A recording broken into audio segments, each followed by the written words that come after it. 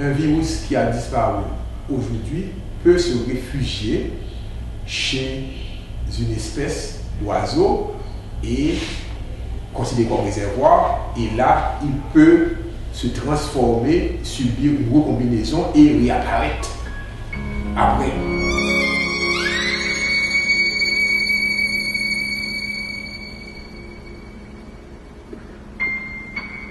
Les oiseaux sauvages et domestiques, le porc, le cheval, et avec ces animaux-là, les contacts sont inévitables, comme on peut voir sur cette diapositive. Donc, les contacts entre l'homme et les canards. Deuxième contact possible, contact entre le porc et l'homme.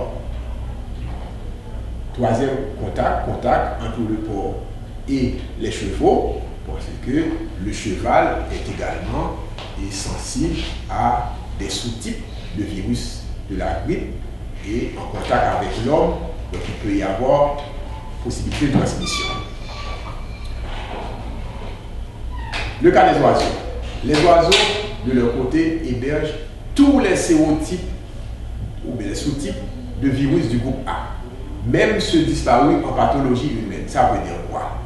Ça veut dire beaucoup de choses.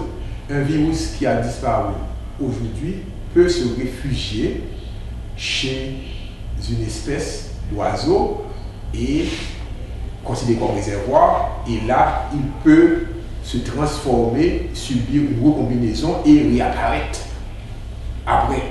Donc, ce qui fait que l'attention doit être et l'attention doit être accordée également au réservoir. Les sérotypes identifiés selon l'espèce, on a chez l'homme, on a H1N1, H3N2, H2N2 qui a disparu, mais qui peut réapparaître. Chez le porc, on voit des sérotypes identifiés chez l'homme présents chez le porc, parce que le porc, c'est une espèce qui est capable de transmettre le virus grippal à l'homme et au chien. Donc il y a des relations entre l'homme dans les deux sens et le porc dans les deux sens. Pour le cheval, qui est habituellement porteur du sérotype H7N7, donc le cheval a la possibilité de transmettre à l'homme le sérotype H3N8, parce que les tests de dépistage ont permis de retrouver ces sérotypes-là chez ces animaux porteurs. Pour les oiseaux, j'ai parlé des oiseaux comme des animaux qui présentent le plus de risques. 46 combinaisons entre H et N sont possibles. Donc 43 seulement pour le canard. Et en ce qui concerne le canard, la grande majorité des sous-types ne sont pas pathogènes pour cette espèce qui est peu sensible, ce qui n'est pas le cas pour l'homme et des oiseaux domestiques, donc comme la dinde, le poulet, donc qui peuvent connaître des moments très difficiles suite à la contamination par les oiseaux sauvages, en particulier les canards. Chez les canards sauvages, ce qu'il faut noter, contrairement à ce qui se passe dans la grippe habituellement, dans la grippe humaine et dans la grippe chez les autres mammifères, le virus peut se multiplier à la fois dans l'appareil respiratoire et dans l'intestin. Et comme le virus peut se multiplier dans l'intestin chez les oiseaux sauvages, en particulier les canards, qui sont des espèces aquatiques, eh bien, ces animaux-là, à partir de la matière fécale, vont contaminer les eaux environnantes. Qu'est-ce qui se passe? On a remarqué que dans les fientes de ces oiseaux-là, le virus peut survivre 30 à 40 jours. Dans les eaux environnantes, une dizaine de jours ou plus. Donc, on comprend très bien ce que ça peut avoir sur le plan épidémiologique.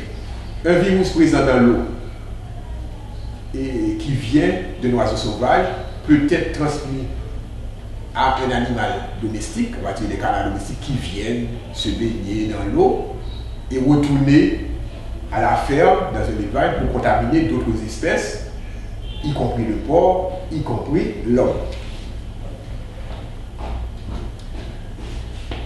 Voici une diapositive qui illustre ça. Nous sommes en Haïti et vous regardez, donc la population de canards, en particulier le canard colvert, est très importante à gauche, nous voyons ça, et vous regardez le mâle qui se trouve à droite. Donc ce sont des espèces bien présentes dans la région et qui peuvent jouer un rôle important comme réservoir de virus.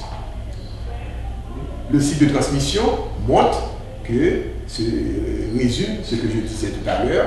Donc, le canal sauvage contamine l'eau, les eaux environnantes, et puis les canaux domestiques s'infectent en se baignant, et à la ferme, ou bien dans l'environnement qui n'est pas contrôlé, puisque la divagation des animaux est courante en Haïti. Le canal domestique contamine le porc qui est dans la rue, qui est partout, et ce porc-là va contaminer l'homme. L'homme peut retourner, aujourd'hui on le sait très bien, l'homme peut retourner le virus au porc, et il y a contamination de marron.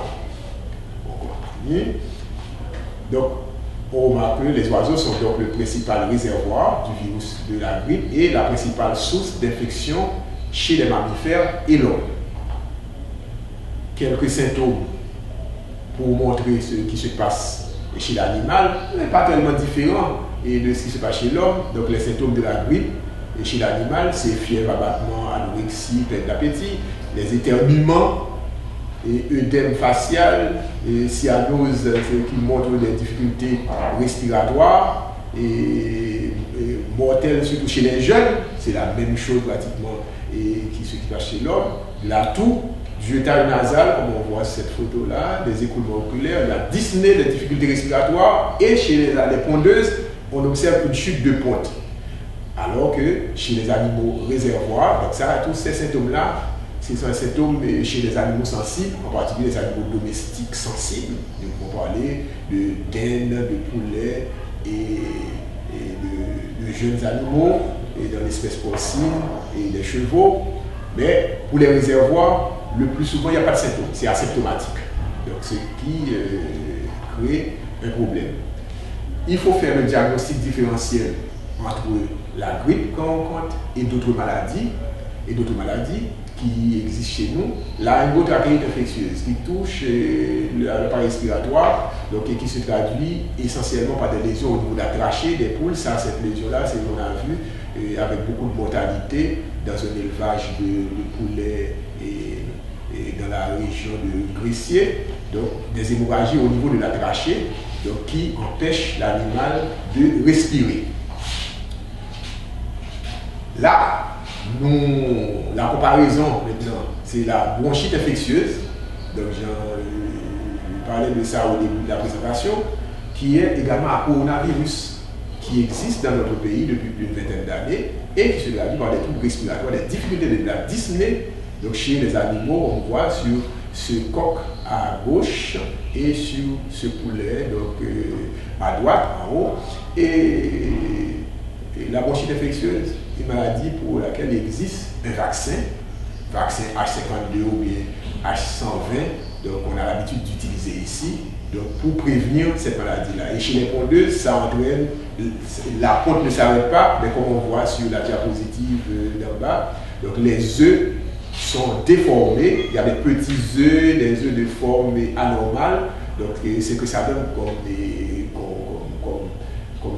conséquence. Ça, c'est la maladie de Newcastle, qui est dans la myxovirus, mais du genre et de la famille des paramyxoviridae, la maladie de Newcastle, mais qu'on peut distinguer parce qu'il y a des lésions nerveuses avec des torticolis, donc chez les animaux atteints, donc on peut avoir des troubles respiratoires, troubles digestifs et troubles nerveux.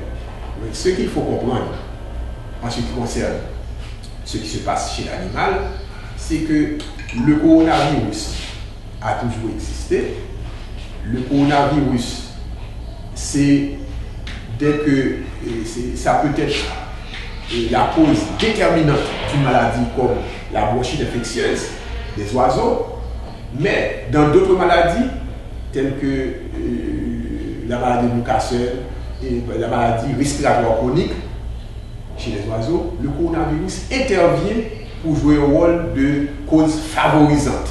Le coronavirus peut favoriser d'autres maladies, donc c'est pour ça, c'est ça en termes de pathologie comparée, donc ça peut se passer de la même façon chez l'homme. Donc le coronavirus intervient sur un terrain, crée des lésions donc favorisant l'émergence d'autres pathologies et qui vont donner les symptômes qu'on rencontre et habituellement les symptômes de pneumonie et autres. Donc, ce coronavirus, aujourd'hui, qui est mis en exergue, ne peut ne pas être le même qu'on rencontrait autrefois, parce que il y a possibilité pour les virus de se recombiner en passant par un réservoir animal. Et pour nous autres en Haïti, donc j'ai signalé les réservoirs qu'on peut rencontrer et qui sont susceptibles de jouer un rôle important dans la recombinaison des virus et qui normalement ne sont pas déjà connus.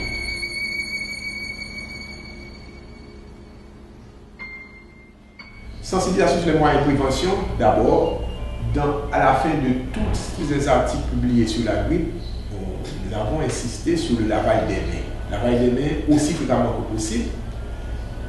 Après tout contact avec un animal, puisqu'on a vu dans tous les réservoirs, il y a contact avec l'homme.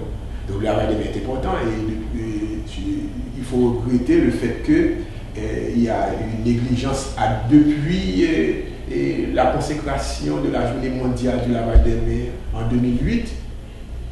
Chaque année, on ne voit pas d'activité, c'est comme si on avait déjà oublié. Aujourd'hui, on revient pour montrer l'importance du lavage des mains, qui date aujourd'hui d'une décennie. Donc, bonne cuisson des aliments. Et pourquoi une bonne cuisson des aliments? Parce que le virus de la grippe, c'est un virus qui est sensible à la chaleur, mais il faut aller jusqu'à 70 degrés. Jusqu'à 70 degrés, on dit une bonne cuisson des aliments. Donc les aliments barbecue, les aliments consommés crus, tout ça, ou demi-cuits, peuvent constituer un problème. Le renforcement du système de quarantaine au niveau des frontières, c'est ce qu'il faut faire, c'est très important, surtout en termes de prévention primaire. Le contrôle des importations de poulets congelés, parce que le virus est conservé dans le foie. Et le foie conserve le virus, donc il faut contrôler les produits congelés. Le contrôle de la divulgation des animaux, parce que dans l'environnement, on a montré les relations entre les différentes espèces animales domestiques. Eh bien, lorsque vous laissez les animaux dans la nature comme ça sans contrôle, eh bien, il n'y a plus beaucoup de possibilités de transmission ou bien de de reconversion de virus. Donc, le virus est allant dans le sens de plus grandes conséquences pour la population.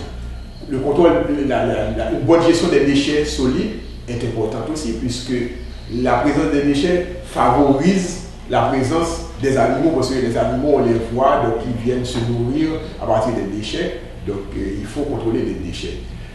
La mise en place de mesures préventives secondaires, donc c'est au moment où l'on est en phase 2 d'une maladie, parce que tout ce que je disais avant, donc les moyens de prévention primaire doivent être renforcés à partir du moment que la maladie est présente. Donc à ce moment, il faut passer aux mesures de prévention secondaire, parce que là, il va falloir traiter, il va falloir faire de l'assainissement, donc